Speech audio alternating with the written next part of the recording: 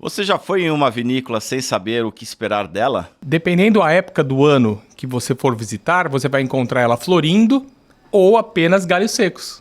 Nesse episódio você vai saber quando é a vindima, a colheita da uva e o que esperar da vinícola no inverno. Eu sou o chefe Nicolete. Eu sou o sommelier Gabriel Moser. E aqui a gente fala de vinho sem complicação.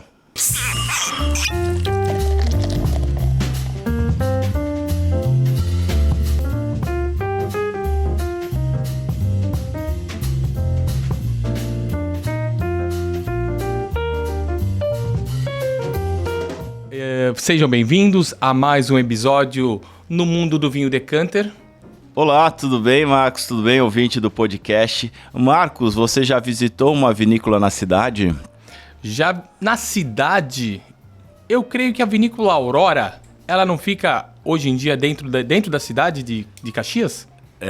Ela fica dentro da cidade de Bento Gonçalves. De Bento Gonçalves. Mas eu lembro que realmente tinha trânsito, era ruim de estacionar. Então era... Tá, mas daí faço a pergunta para você.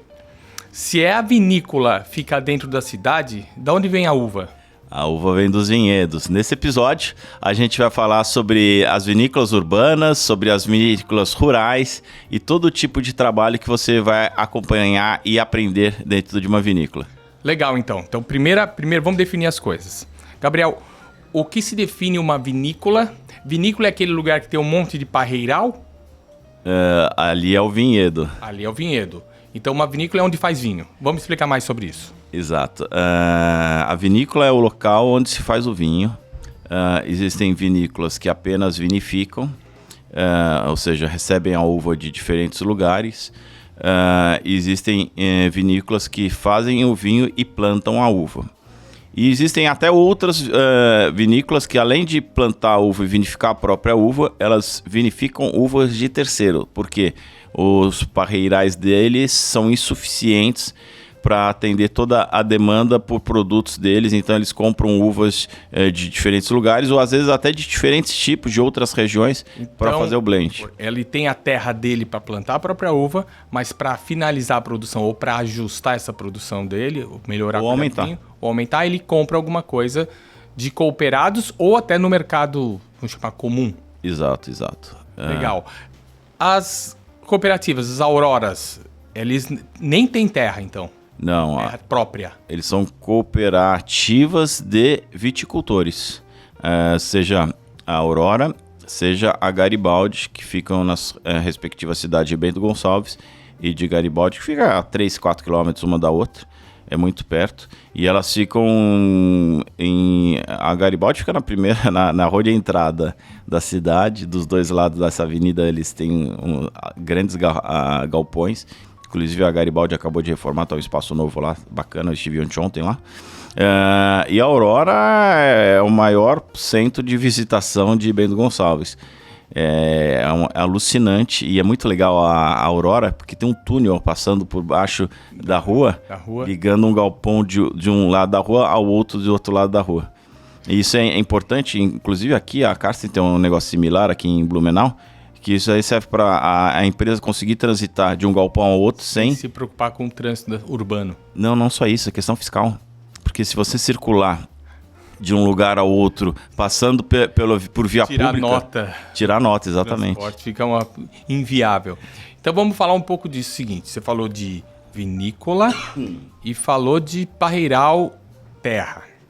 Agora, quando isso se junta e vai formar, em alguns casos, o que chamamos hoje de o enoturismo. Exatamente. Para começar a conversa, que tal a gente abrir esse Terra Noble rótulo? Vamos lá, abrir esse Terra Noble. Vamos falar, enquanto eu abro, você fala um pouquinho dele e da região, da onde ele vem, da região do Chile e um pouquinho da nossa uva de hoje, que vai ser uma Cabernet. Vai ser uma Cabernet Sauvignon. E a diferença de Cabernet Sauvignon e Cabernet Franc, por favor. Certo. Bem, primeiro então vamos por partes. Esse rótulo é Terra Noble.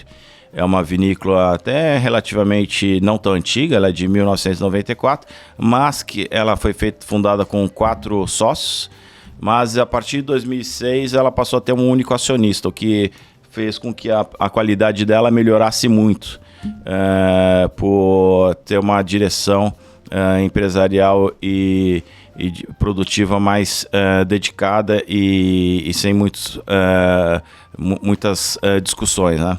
Isso facilita muito quando você tem uma direção central dentro de uma vinícola. É uma vinícola que já está bem consolidada, super bem conceituada e que tem em diversas regiões viticultoras do Chile. Vale do Conchagua é a região mais conceituada do Chile, em termos de uvas, né? E o Chile ele é famoso por duas castas em especial que são mais aclamadas. Uma é a própria Cabernet Sauvignon, que é o varietal que a gente está tomando agora. 100% esse. Ele é 100% Cabernet Sauvignon. E o outro é o Carmené, que é uma uva que foi descoberta recentemente também, que era a existência e a definição daquelas videiras como sendo Carmené. Isso foi... Que é a uva perdida, né? Exato, e é coisa de 1994, 96, não estou bem preciso o ano. Mas você pensar em 94... Voltamos àquela história da filoxera, né? Sim. Ela acabou na Europa.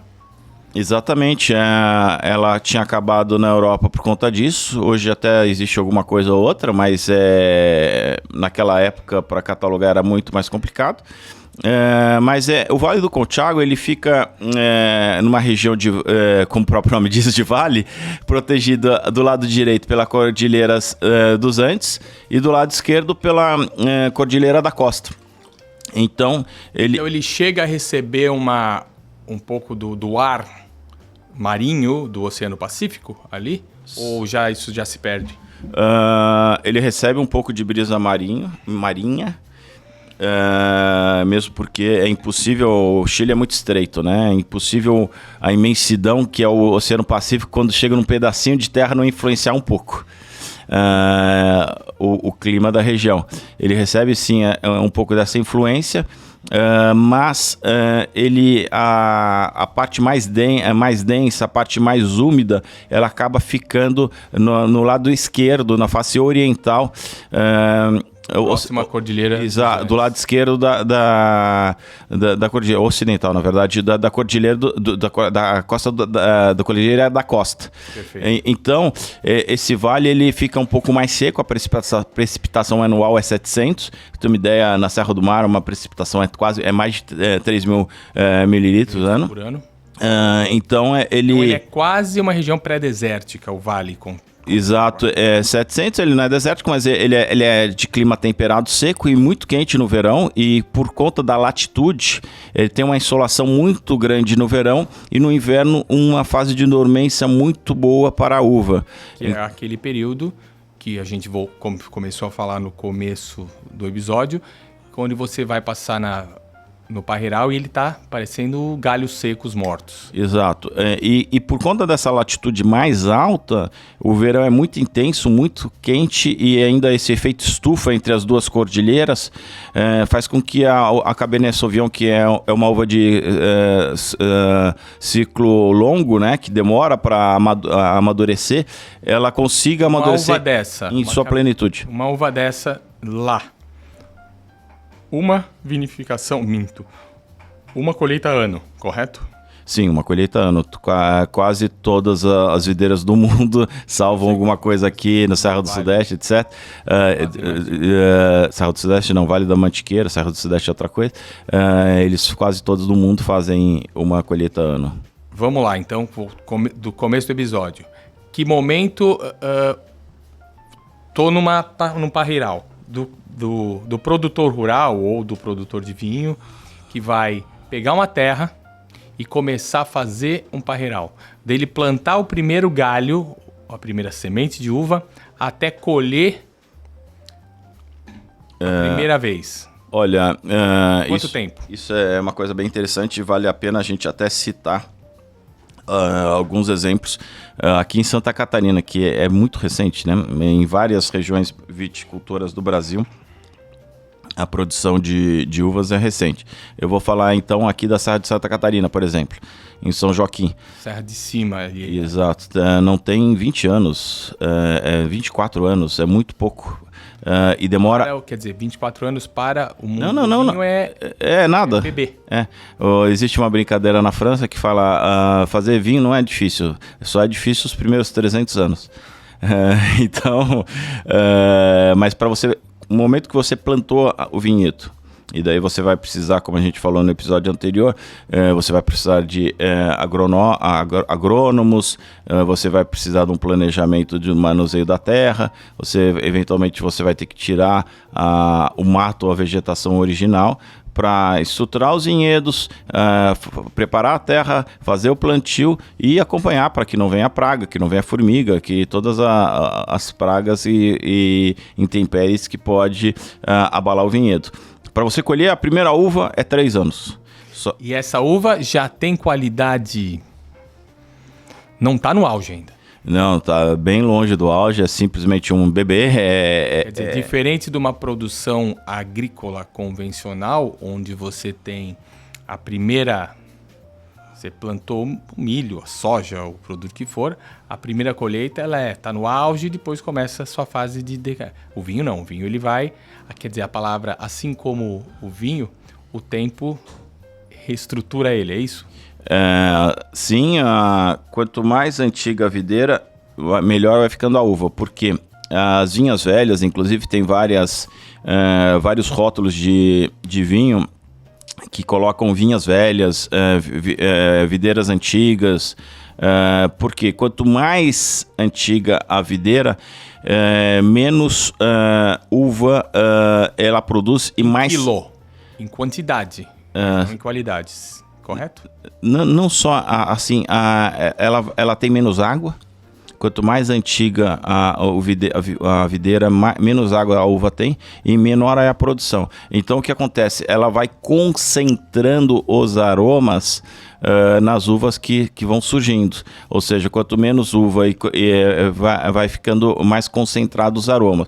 E por que no Vale do Conchagua, que é esse daí que a gente falou, é bem interessante, não só o calor, mas a baixa precipitação. Porque se chove muito no vinhedo... Ela vai crescer mais. Ela vai crescer mais e vai diluir os aromas da uva, fazendo que o vinho não seja tão intenso, tão interessante. Isso que, em algumas degustações, você pega 2 Cabernet Sauvignon de 2 regiões chilenas distintas, você vai perceber diferenças entre eles, sendo às vezes do mesmo ano. Correto? Sim, eu convido você para respirar agora o nosso vinho. Olha que exuberância. Excelente. Um vinho bem intenso, persistência, bem exuberante. A gente consegue daqui, eu já estou a 30 centímetros da minha taça. Antes mesmo eu já estava sentindo essa exuberância. Por quê? Porque isso é madura, uva... Tomou luz no momento certo. Exato, e tomou durante muito tempo, porque como a gente falou também em episódios anteriores, quanto maior a latitude, maior a insolação solar ao longo do dia. Lembra que tem um filme famoso de um detetive lá no Alasca, que ele não consegue dormir porque é luz do dia. Até meia-noite. Então, a mesma coisa, quanto mais ao sul... quem já foi para a Europa fala, nossa, eu tô aqui na Europa. 10:30 da noite tem sol. Exato, porque a latitude da Europa é muito maior em termos absolutos, né, do que a latitude do Brasil médio, né? Então, para você ter uma ideia, a gente está aqui em Santa Catarina, né? A gente está na latitude de Miami. 32 graus sul e Miami é 30. E outra, Miami está no extremo sul da Flórida. Ou seja, a gente está muito no centro do globo. Latitude mais ou menos do vale. Do vale, se não me engano, eu tenho que pesquisar. Mas ali. Deve ser na fase de 30 e alguma coisa? Eu acredito que esteja por volta... Não, deve estar por volta do 50. Deixa eu ver aqui. Perfeito. Um segundo só. Vai ter uma influência, então... O latitude de 50 vamos aqui. Ele está ao sul ainda de Mendoza, Ele está né? muito próximo dos 50. Exatamente. Ele está muito Já próximo é dos 50. significativo isso. Porque tem um momento que o extremo frio ele é prejudicial para o vinhedo, porque ele pode matar. Falei besteira. Por isso que nos polos mesmo, assim. Falei besteira, ele está no 40, ele está bem no meio. Ele está bem no meio da área recomendada de plantio. Legal, agora vamos voltar ao assunto clássico do nosso episódio. Estrutura de uma vinícola. O cara ela planta o vinho ou não, ela compra um pouco, tanto as grandes vinícolas, às vezes, mesmo assim, também compram uvas de fora. Sim. Pequeno quanto grandes. Sim. Então, vamos falar então do vinhedo ao longo do ano, né? Perfeito. O vinhedo, então, uma vez que está plantado, que ele tem 3 anos, que ele tem 5 anos, o vinhedo entra numa rotina. E essa rotina, ela começa com o inverno acabando, né? Daí todas as folhas caem. Isso estamos falando aí final de julho, né? E começa o período da dormência. Então todas as uvas, as folhas caem. E daí o que é feito? É feita a poda. Como uma hibernação. Ela vai... Exato, ela não vai ter atividade. A poda, ela vai acontecer para 2 finalidades. Primeiro, para ter novas brotações. As brotações, a gema das novas brotações é a partir das podas realizadas. Existem vários tipos de poda. A gente poderia fazer um episódio só sobre poda, mas eu acho que não é o caso. E pela poda e pela amarração, você vai orientar o vinhedo pelo tipo de insolação que você vai querer no próximo verão. Que você vai querer, já considerando a orientação do solo para tomar mais sol, eventualmente não tomar tanto sol, mas geralmente os viticultores eles vão atrás do sol, né? Tentar orientar o vinhedo e a amarração do vinhedo para que ele tenha o máximo de sol possível exposto para o parreiral. E daí, a partir do momento que você tenha a amarração, ela vai começar a ter a brotação ali em novembro, dezembro. Isso tudo falando do nosso hemisfério, né? Sim. Estamos falando de Brasil, né? Estamos aqui em Blumenau, então a gente vai focar na nossa realidade. Então, daí, uma vez que começou a brotação, e às vezes até em outubro, dependendo da exposição solar, daí a uva começa a ter uma produção, um crescimento vegetativo bem intenso, e chega a fase do pintor, que quando as uvas vermelhas elas vão ganhar cor, tá? E por fim, lá tem um crescimento, e daí no final de janeiro até março costuma ser a vendima. Que vem Defina aí vindima. Vindima, a palavra vindima, ela vem do latim. Ela é vinia dima, da mare, é tirar o vinhedo, tirar a uva, então, na verdade. A vindima, traduzindo para leigos, é a colheita. É a colheita da uva. De acordo se a uva é de ciclo curto ou longo, ela pode ser antes ou depois. Por exemplo, para fazer um espumante, você quer... Ela fresca. Que é ele bem fresco, bem ácido, então você não vai deixar exato, Sauvignon Blanc, o Chardonnay, o Pinot Noir amadurecer muito. Tira antes. Ela fresca, exato. Verde, mais acidez. Exato, 90% dos espumantes do mundo são feitos com Chardonnay e Pinot Noir. Já uma Cabernet Sauvignon, outras uvas tintas, você deixa ela um pouco começar um processo, um amadurecimento maior? Sim, a Cabernet Sauvignon é uma uva de ciclo bem longo e, não obstante isso, o pessoal planta bastante aqui no Brasil. Por que não obstante isso? Porque, primeiro, aqui no Rio Grande do Sul, em Santa Catarina, o dia do verão ele não é tão longo quanto lá embaixo. Então, ele é exposto a menos... além disso, é mais chuvoso. Mais úmido. É mais úmido. Não então tem tanto um período de hibernação. Não só isso, porque... Vai tomar água e vai diluir. Se tá chovendo, não tá vindo sol. Então, é o trade-off. Então, quanto mais seco, melhor. no verão, porque ela vai estar recebendo e você controla a irrigação por baixo. Você não precisa ter irrigação por cima. Então, essa é a razão até pela qual muitas vinícolas que você pode ver eventualmente ali na Serra Gaúcha, na Serra Catarinense, eles têm aquela proteção que parece um plástico. Você não quer chuva em alguns momentos. Exato, para o vinhedo não receber tanta chuva, não ser exposto a tanta chuva e eventualmente proteger até da geada. E aquele tipo de plástico ele não inibe a irradiação UV. Solar. Então, não prejudica. E ainda protege um pouco o vinhedo da água em excesso. Então tem esse tipo de manuseio para proteger. Então agora falando do trabalho no parreiral, ele deve ter uma sazonalidade, porque tem alguns momentos que você não chega a não ter trabalho, é uma palavra muito forte, mas tem uma época que você tem que trabalhar mão de obra extra, época de colheita, época da vindima, mas tem momentos que fica meio um compasso de espera. Exato. Na verdade, são 3 trabalhos muito nítidos e claros e que você vai precisar de mão de obra no parreiral. E daí você tem que programar suas férias com a sua senhora para visitar, dependendo do que você quer ver. Geralmente o pessoal quer ir na vindima, quer ir na colheita, porque tem a festa, por exemplo, festa da uva de Caxias, é uma festa da colheita da uva. Já vem numa tradição ancestral de 2, 3 mil anos nas épocas de colheita fazer festa, né? Sim, daí as diferentes civilizações sempre tiveram festas específicas para celebrar o momento da colheita. A festa da uva é a mais conhecida do Brasil, né? Mas Bento Gonçalves também tem a festa dela, Garibaldi também tem a festa dela. Garibaldi é mais focado no espumante, né? Mas entre janeiro e março você tem a colheita. Isso pode variar de vinícola para vinícola. Por exemplo, lá em Pinto Bandeira, a região de Pinto Bandeira, a uva começa a ter a fase do pintor muito mais cedo do que, por exemplo, em Alto Feliz, onde é Dom Guerrino.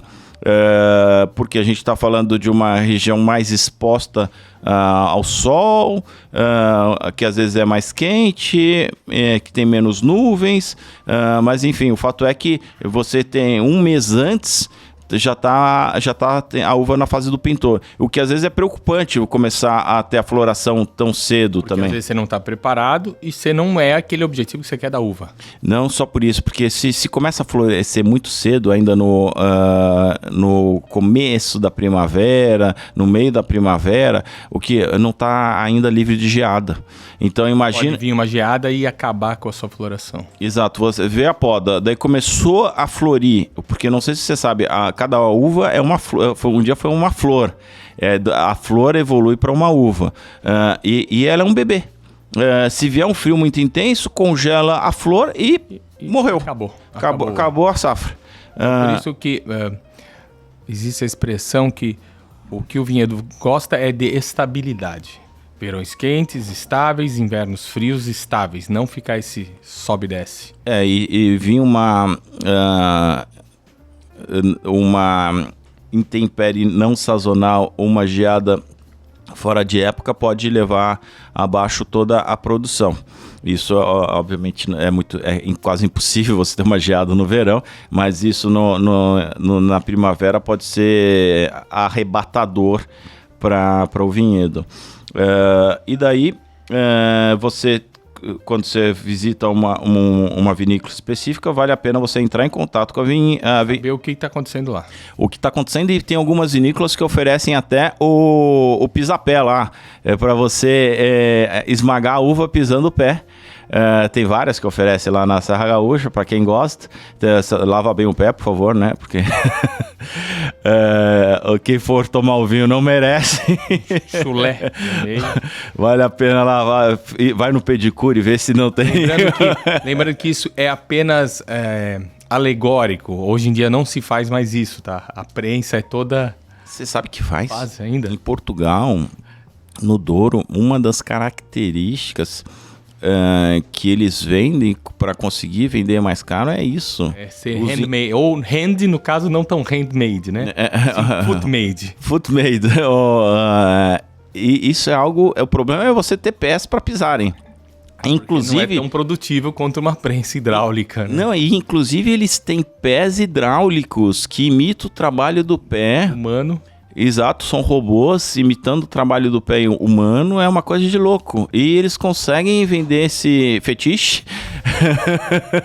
Não é pra shake da Arábia? Normalmente esse pé tá muito ligado a shakes da Arábia. Você sabe que o mercado pack do pezinho. Você sabe que o maior mercado mundial de vinhos é Londres, né? Então, é eles que fazem a tendência.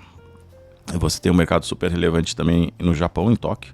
São países, cidades que a gente não imagina, né? Porque cidades economicamente pujantes, onde tem dinheiro para ser gasto. Exato, e não são países produtores, né? De vinho. Então, é algo que eles acabam formando opinião e direcionando o mercado. Se você tem alguma coisa casuística ou alguma coisa pontual, é bem interessante, porque as pessoas estão em busca de novidade. Elas não querem mais apenas tomar o Cabernet Sauvignon, eles não querem apenas tomar o Chardonnay. Eles querem falar, tô com esse vinho da Grécia aqui, tô com esse vinho do Alto Douro, que tem o pisapé. Assim, as pessoas estão atrás de experiências. Isso acontece em diversos nichos do universo, vamos chamar de gastronômico e de experiências. Aqui no Brasil nós temos o café do Jacu, né? Sim, no mundo, né? E do Jacu, em outros países eu tomei no Vietnã, um café também que passa por um processo que eu não vou lembrar o nome do bicho, mas pessoalmente não achei nada interessante. Preferi alguns cafés aqui mineiros que têm melhor qualidade. Mas é sempre assim, o ser humano, desde a antiguidade, está procurando sempre o novo. Sim, então o pisapé ele existe bastante em Portugal, na região do Douro. O desafio é, na verdade, você arranjar gente para pisar, né? Porque imagino que até que eu nunca pisei, para ser bem sincero. Imagino que não deve ser a experiência mais agradável ficar pisando em ramos e... Tem aquelas brincadeiras de... Agora que tem muito no SME, tipo de sensação de barulho, né? Quem gosta realmente vai... Para algumas pessoas deve ser realmente agoniante, né? Esmagando uva. Eu vou na próxima. Agora, em fevereiro de 2024, me aguardem. Eu vou lá pisar, eu vou filmar e eu vou te mandar para você acompanhar. Passo essa parte. Obrigado. Agradeço. Legal. Estamos na vindima. Passamos a vindima. Colheita. Quanto tempo uma vinícola, que daí a gente pode até ser urbana, né? Como a gente falou no começo do episódio. Quanto tempo ela tem para começar a produzir esse vinho? Quais são as etapas, de uma forma sintética, para produzir esse vinho? Tem duas fases, né? Primeiro você tem a vinificação. Você vai colher. Daí você tem de 10 a 15 dias. Bem, primeiro você elabora o mosto, né? Que é o suco de uva, né? Você vai... Que isso tem que ser... Desculpa a pergunta leiga. Isso tem que ser quase simultâneo. Você vai colhendo e já fazendo o mosto. Você não pode deixar... deixa essa uva aí, semana que vem eu mexo nela. Que, por exemplo, depende do que você está fazendo. Por exemplo, se você está fazendo espumante de um jeito, se você está fazendo vinho branco de um jeito, se você está fazendo vinho tinto de outro jeito. Como o vinho tinto ele vai querer ficar com essa tonalidade... Você vai deixar ela mais tempo, esse mosto, em contato com a casca. Exato. Então você vai fazer o mosto e você vai deixar fermentar com a casca. Perfeito. Mas uma pergunta um pouco antes. Ele colheu a uva. Quanto tempo ele tem em média para esmagar? Ele não passa de 15, 20 dias, porque senão... Perfeito, eu pensei que era uma coisa mais imediatista. Tem um dia e meio, 2 para começar. Não, porque às vezes vem até de fora a uva, né? E você pode trabalhar com refrigeração também, para preservar isso, porque a refrigeração importa bastante. Daí você vê se primeiro você vai fazer a fermentação para depois fazer a prensagem, como é a fermentação, não, o contato, a maceração, que é o contato da casca e do suco, né? Nesse momento, dependendo do processo, tira os ramos ou não, depende do teu objetivo final. Exatamente, se você quer mais delicado, você tira os ramos ou não, mas geralmente quanto mais você tirar essas impurezas, melhor fica. Mas quando vem a fermentação alcoólica, ela é de 10 a 15 dias. Já, daí começou vamos chamar a primeira fermentação. Que na verdade Pro vinho é só uma. Depois eles falam de fermentação malolática, que na verdade não é fermentação, é troca de ácidos, né? A fermentação é a transformação por meio das leveduras, né, no ambiente fechado, a transformação do açúcar no álcool. Essa fermentação é muito rápida, ela é de 10 a 15 dias. E de acordo com o açúcar residual que você quer, o teor de álcool que você quer, você pode... que você vai... Exatamente, você pode considerar mais ou menos de acordo com o quão doce, o quão seco você quer deixar o seu vinho. Legal, então vamos voltando. Chegou a uva, ela vai para armazenamento ou já vai para prensagem, fez o mosto. Deixou em contato ou não com as cascas, coou esse mosto, separou, foi para a primeira fermentação que pode durar de 10 a 15 a 5, um pouco mais tempo, de acordo com o objetivo final. Fez esse mosto. Próximo processo.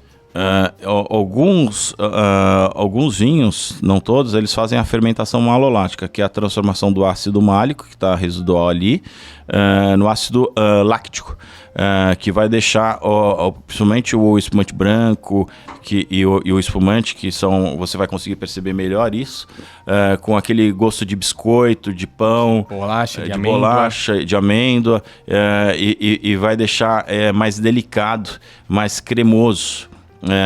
Mais cremosa a bebida. Essa fermentação de 30 a 45 dias. E você já viu alguma foto do enólogo com uma pipeta no barril? Puxando ela, olhando cor. E tomando. E bebendo para saber o que tem lá. Não, para saber qual é a fase do vinho. Perfeito. Se já está na fase de tirar... já acabou a fermentação alcoólica, se já é a fase de começar a malolática ou se já... Como ele vai interromper essa fermentação para começar o próximo processo? E daí ainda estamos longe da garrafa. Então, tem vinho que com 3 meses já está engarrafando, porque são os vinhos frescos.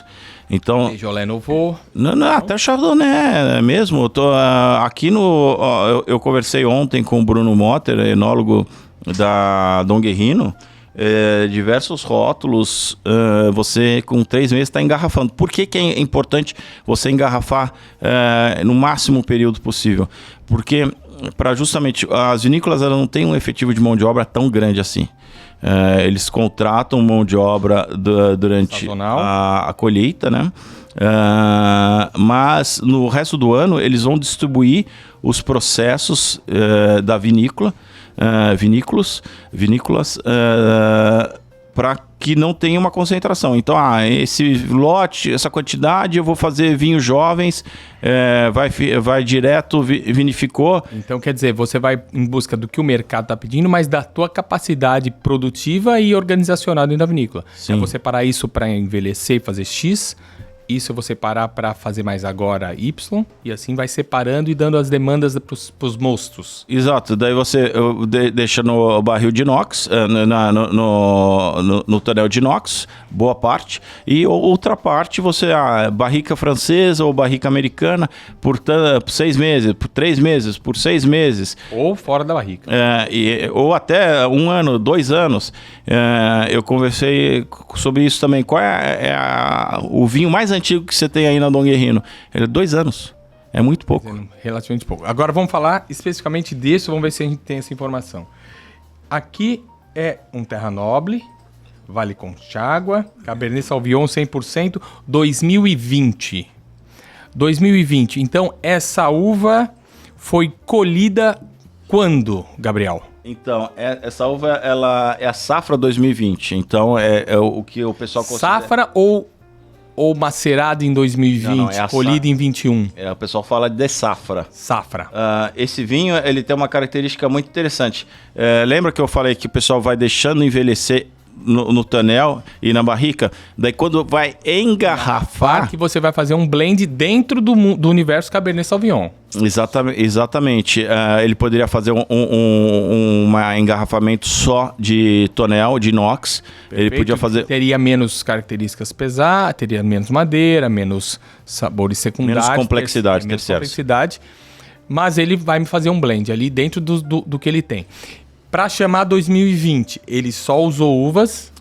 Da safra 2020. 2020, perfeito. E até uma curiosidade. o espumante é muito difícil ele ter safra.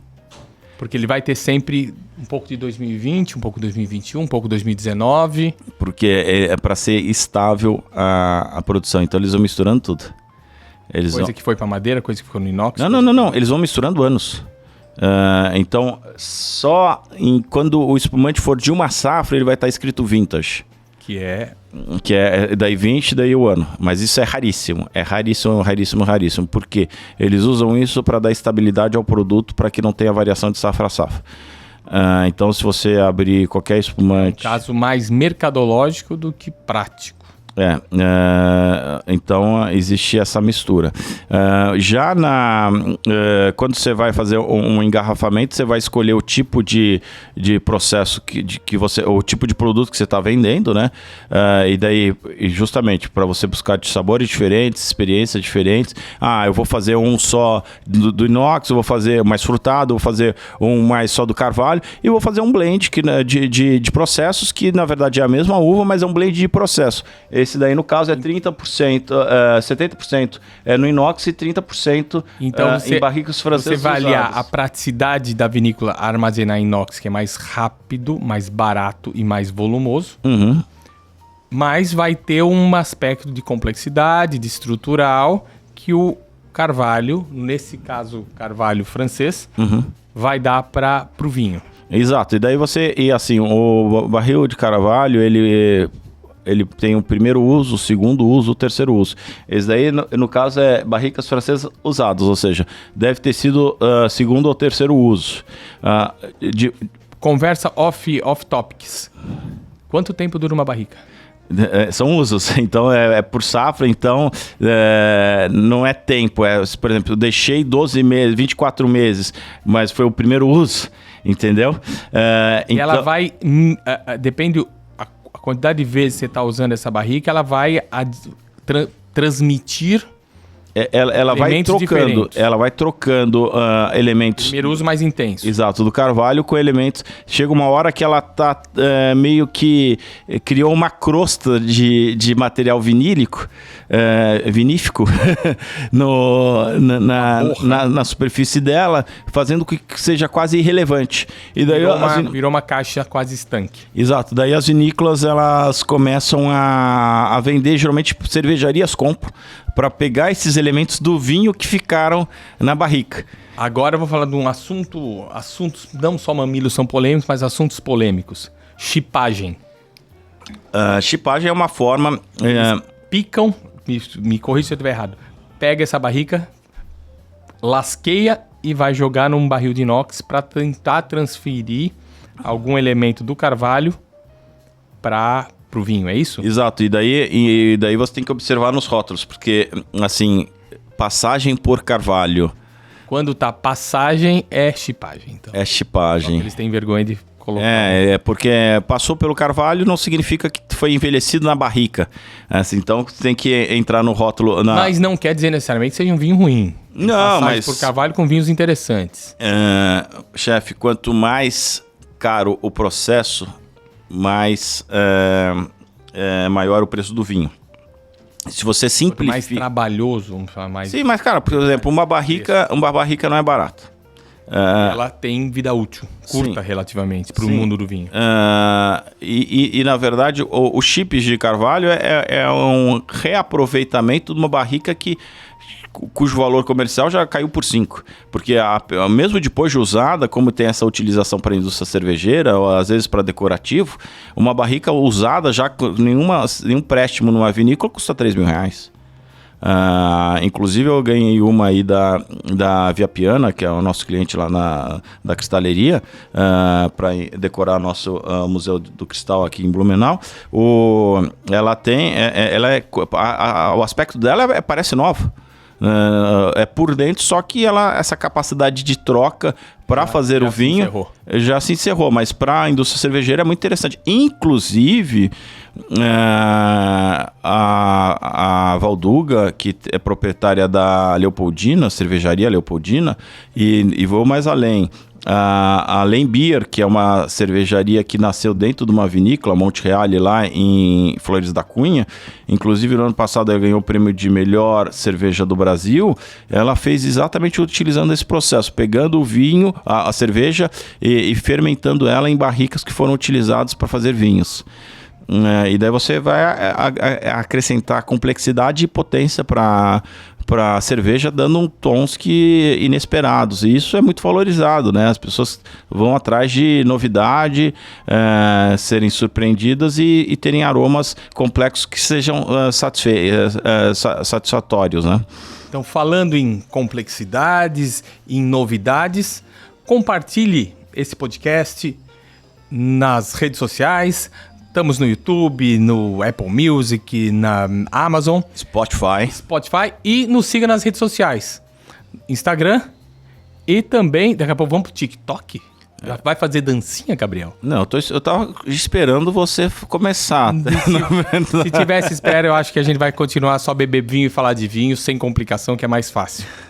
Mas, dando sequência aqui, daí esse processo que você espera visualizar. Então, é a vinificação, de eventualmente, que é a produção do álcool no vinho, né?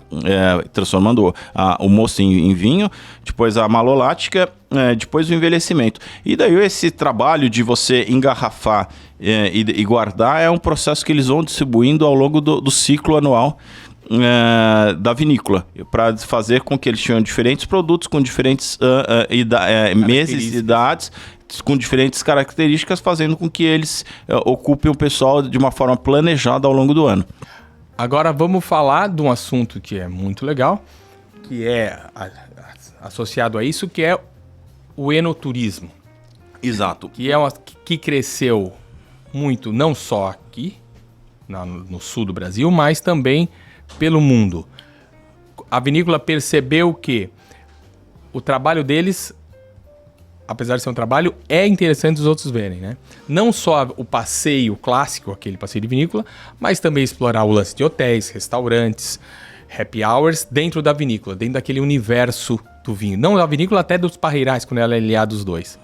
É inevitável a gente, quando o pessoal, até se algum ouvinte tiver dúvida, pode nos escrever que a gente vai responder, a gente vai abordar aqui no podcast. Se quiserem fazer perguntas, fazer um roteiro em Garibaldi e Bento, você será um excelente hostess, um excelente guia, um guia ali para lidar com todo mundo dentro ali naquela região, né? Então, o que é inevitável a gente falar em Bento é a Valduga, né? A Valduga, ela foi diversas vezes eleita por críticos de turismo especializados no mundo todo, como um dos lugares, até na entrada da Valduga, um dos 100 lugares que você tem que ir antes de morrer.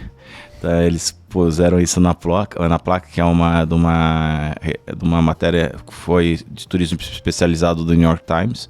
É uma experiência que tem hotel, tem 2 restaurantes, tem a cervejaria da Valduga, né? E tem diversas degustações, é quase um shopping center, né? Você tem a Lídio Carraro, que é uma experiência incrível, não tem o jantar, mas... Também naquela mesma região. Na mesma região. E várias vinícolas da Serra Gaúcha, eles têm a sede lá, mas eles têm outros vinhedos espalhados pelo Rio Grande do Sul. Inclusive vai ser tema do nosso próximo episódio, as regiões vinícolas do Rio Grande do Sul. Rio Grande do Sul. Não só Vale dos Vinhedos. Exato. Serra do Sudeste, Campanha Gaúcha. Serras. E daí você consegue visualizar isso. A Lídio Carraro tem muito mais terras, por exemplo, que foi a vinícola que serviu os rótulos na Copa do Mundo e nas Olimpíadas. Ela tem muito mais na Serra do Sudeste do que na própria Serra Gaúcha. Você tem também a Cava do Sol, que é uma experiência muito fantástica. Você tem a Pisato, que é uma experiência muito fantástica. A Miolo tem uma experiência que é um deck muito grande, muito bacana também. E você tem diversos restaurantes associados à temática do vinho no Vale dos Vinhedos, no qual você pode escolher dentre os diversos produtores da Serra Gaúcha os diversos tipos de rótulo. Na Serra Gaúcha, não vou abordar muito, existe um varietal que é o Merlot, que é o principal, mas existem outras varietais bem interessantes de alguns produtores específicos. Mas você também tem Pinto Bandeiras, tem a Dom Giovanni, que tem a experiência hoteleira, que é espetacular. Outro dia eu vi o Rodrigo Ribert lá também. É um lugar mais afastado, sabe? Longe do centro desses... Por exemplo, o Spa do Vinho. Spa do Vinho vai quem não tem ideia de onde ir. Na verdade ele começa a virar um pouco, algumas vezes, pequenas modinhas, né? E às vezes pagando menos você consegue até uma experiência mais genuína, mais interessante. Às vezes são mais famosas, estão mais modinhas, a gente vai para procurar isso. Mas significa o seguinte, que tem já um roteiro de enoturismo para se fazer tanto em Santa Catarina, em menor volume, mas no Rio Grande do Sul com roteiros off famosos, com hotéis de qualidade. Off-trendy. Off-trend, exatamente, palavra boa. Quer dizer, tem coisa divertida e fora do eixão turístico convencional. Gramado, Canela, Bento, fora daquele eixão, é isso? Sim, você, por exemplo, na cidade de Garibaldi, você tem um hotel espetacular do começo do século passado, chamado Casa Curta. O Getúlio Vargas já ficou lá, um hotel espetacular. Café da manhã, chefe, vou te falar, a chefe lá do café da manhã tem que subir pro mezanino ali, viu? Porque é um negócio espetacular o café da manhã do Casa Curta. E você tem também alguma coisa na Dom Giovanni que eu falei anteriormente, mas provavelmente muita coisa vai surgir. Questão de almoço, você tem um almoço espetacular do Luiz Argenta, de Flores da Cunha, você tem almoço espetacular na Dom Guerrino, você tem o Caminhos de Pedra em Bento Gonçalves, que também são espetaculares. Eu me lembro de ter visitado uma vinícola pequena, mas com vinhos de excelente qualidade e que eles ainda não estavam explorando muito isso, que era Dom Laurindo. Sim, você conhece? Família Salton, é do lado da Valduga. Inclusive ali perto... Excelentes vinhos, mas Exato. ainda uma vinícola, comparado ao tamanho das outras, uma vinícola mais discreta, né? Menor ainda. Eles estão muito grandes hoje, mesmo ele é Valduga, ele é primo dos atuais proprietários da Valduga. E fazia vinhos mais pontuais. Sim, ele é bem celebrado, principalmente o chardonnayzinho dele é espetacular. Ali no começo do Vale dos Vinhedos também, você tem a Peculiare, que é uma vinícola, se bobear, ele é um dos maiores proprietários de terra até no Vale dos Vinhedos. E ele é pouco conhecido, Peculiare. Ele tem uma osteria... ele tem uma pousada e ele tem a vinícola. E é um lugar espetacular. Ele é muito bom. E ali no próprio Vale dos Vinhedos você tem diversas pousadas não tão aclamadas, mas que eu acho que você vai ter um sossego e uma paz e até uma tranquilidade, eventualmente. Experiência para ir a pé. Para ir a pé e ver os processos. Então, dica sua. Melhor época para visitar Vale dos Vinhedos? Vale dos Vinhedos, se você quer ver a colheita, você tem que ir entre fevereiro e março, certo? Se você quer ir para tomar um bom espumante e às vezes você quer ir para uma festa assim, você considera a Dom Guerrino, que é espetacular para tomar um espumante, não sei o quê. E se você quer um momento mais introspectivo, comer um fondue, você tem alguns restaurantes especializados ali, o Primo Camilo de Garibaldi é um dos melhores restaurantes da Serra Gaúcha, é espetacular e você consegue ter experiências mais aconchegantes no inverno e mais festivas no verão. A alta temporada é agora, é julho, a gente está hoje dia 5 de julho, E né? o que está acontecendo nas vinícolas agora? Agora é o inverno, né? E aumenta o consumo, porém a produção na vinícola está mais... As folhas ainda não caíram na vinícola, a vinificação já acabou, né? Tá o começo da fase do envelhecimento. A gente está em julho, só para reforçar aí para o nosso ouvinte, né? Não sei a época do ano que a pessoa vai ouvir esse podcast. Então, o turismo está super em alta nesse exato momento. Estamos em férias escolares, o papai e mamãe levam os filhinhos às vezes também para tomar um suco de uva, e às vezes os casais também conseguem viajar, né? Funcionário público às vezes tem férias nesse período, né? Os professores com certeza estão de férias, então o turismo ele é mais acentuado, aos finais de semana eles são muito disputados e a cidade de Bento Gonçalves tem... o valor do tarifário sobe muito mais. E minha sugestão, chefe, existem cidades que são meio no meio do caminho, por exemplo, Flores do Acunha, você tem os Bebers, você tem Viapiana, você tem a própria Luiz Argento, e Caxias do Sul é uma cidade com um movimento cultural e urbano muito maior. Caxias do Sul já deve estar beirando aí, passando os do 500.000, até um pouco mais de habitantes. Exato, por volta de 500 mil habitantes, é a segunda maior cidade do Rio Grande do Sul, e ele tem restaurantes fantásticos para serem conhecidos. Já temos uma cena gastronômica significativa lá. Exato, de restaurantes que valorizam a produção vinícola do Rio Grande do Sul, que tem rótulos do Rio Grande do Sul. Estamos falando aí do Lecoq, Il Polo, o Sebastiana, Helena Parrilla. São restaurantes espetaculares, padrão internacional. Inclusive, o chefe de dono de algumas delas é um carioca que trabalhou no Oriente Médio. Até tenho que te apresentar, que é do seu métier aí. Será um prazer conhecê-los. Mas eu acho que é isso, chefe. Eu acho que tem muita coisa. A gente eventualmente vai falar do turismo localizado de Santa Catarina, mas o episódio foi mais então vamos fazer um episódio seguinte, só de vinícolas catarinenses. Sim. E o vinho que Santa Catarina está produzindo.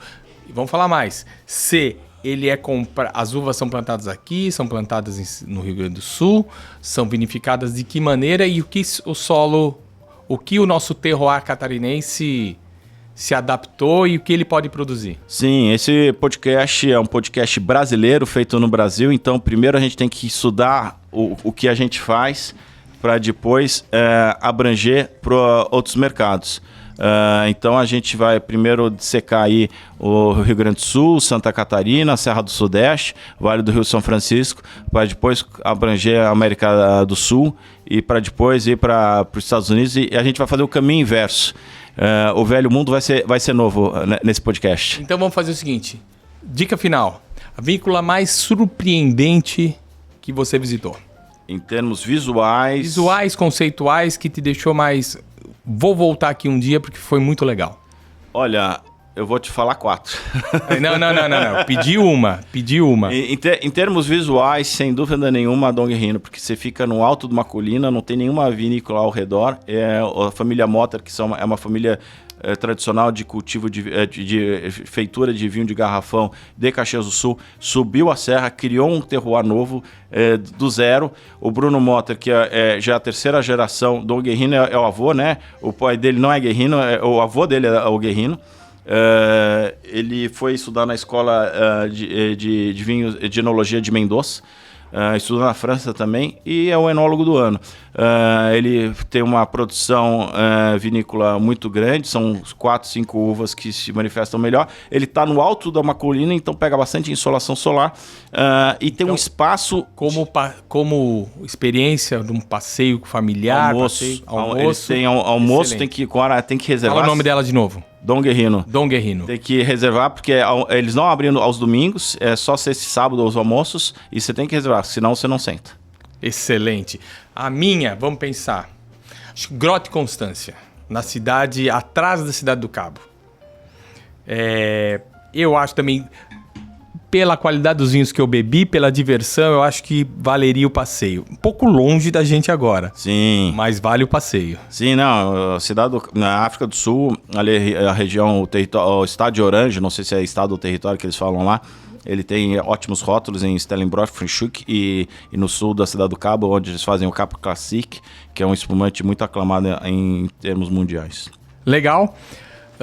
Nos sigam nas redes sociais? Sim, siga a gente no Spotify, no YouTube, no Amazon Prime e no Apple Podcast. E é sempre um prazer falar de vinho.